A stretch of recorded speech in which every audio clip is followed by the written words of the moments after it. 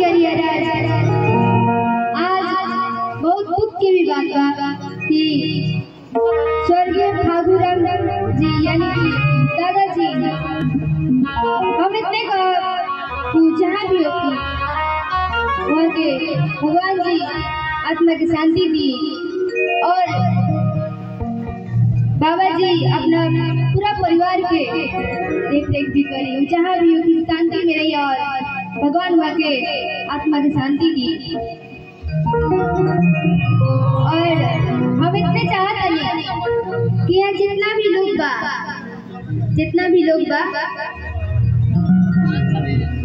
क्या करो जितना भी लोग बा हमारे पार्टी में ढेर लोग बा रोशन के मंच के माध्यम से हम चाहते हैं और सब जितना भी बनी लोग एक बार जोरदार ताली बजा के आशीर्वाद दिलाएं ये मंच के माध्यम से रोशन के गोड़ लगा आई तू ले माता जी के गाना गई ओकरा बाद फिर और चौन साहब हम कौन सुनाई ठीक बा सिर्फ तू ले काहे कि मेरे गुरुजी भी गए और हम चाहते कि हम गाली थोड़ा सा गाली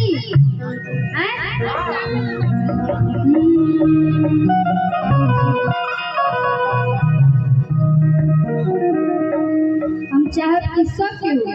दोनों हाथ उठा के तन जयकारा लगा दे कि मन खुश हो जाओ। बोलिए सच्चे दरबार की मजा नहीं के सब के दादाजी हाथ छुपाइले वाली गलत बात बा ठीक बा सब के बोलिए सच्चे दरबार की क्या बात और मन खुश भई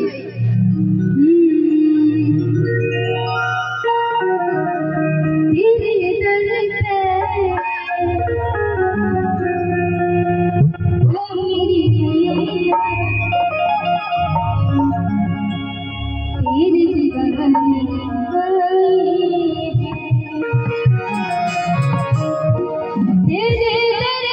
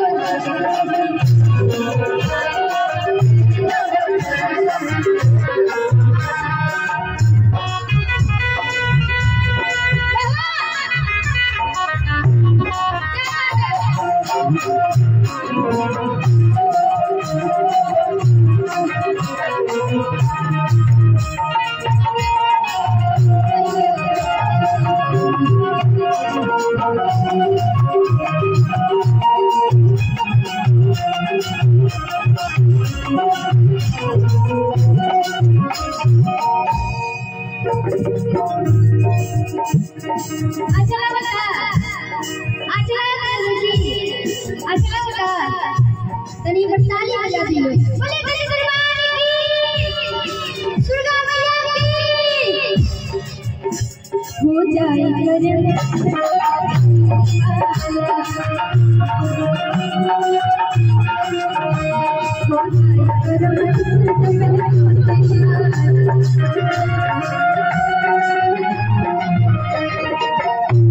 हमने तो जाए आज खुशी की गाना गाना बात तभी नहीं होता मोहन जामुन भाई तभी ना हम सुनाते तो आई ये लो ये हाथी काम आता है आइए लोग हम चाह कि हमें बुलाया जाए बहुत अच्छा है राम राम मानो तो अपना बहुत बहुत नमस्कार हो जाए अरे जब तेरी माला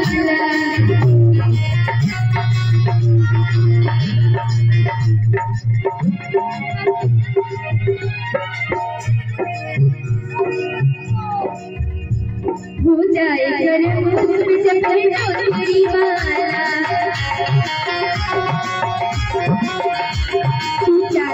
तो खुल जाए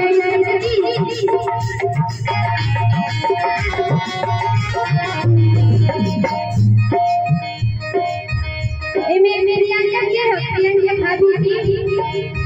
क्या हो रे क्या प्रियंका भाभी अच्छा ऑनलाइन में बनका नाम कब रंग हो जाए कर जब तेरी माला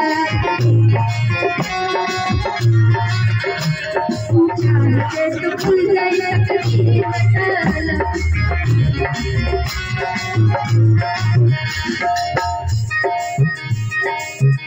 अच्छा लगता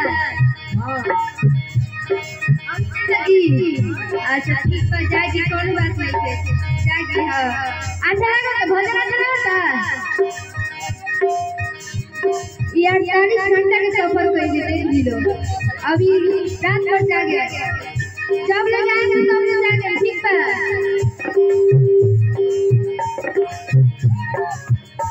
हो जाए करी जब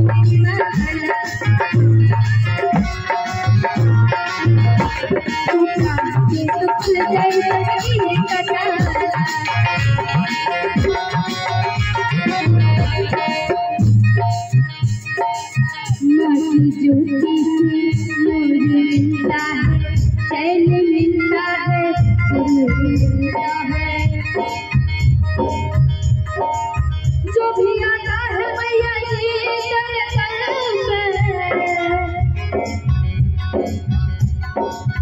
उसे कुछ न कुछ तो जरूर मिलता है अपने बच्चों से उनको प्यार कर दुलार कर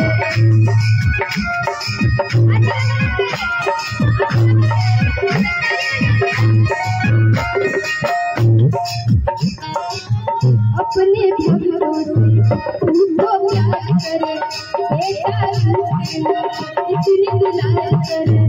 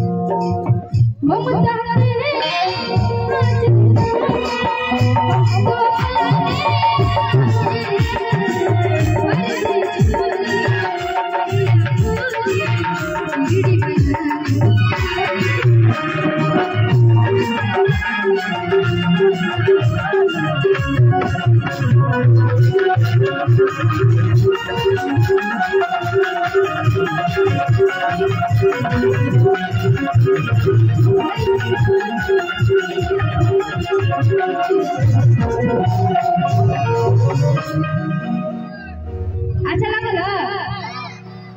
तने एक बार जोरदार ताली बजाई बोले संजय दरबार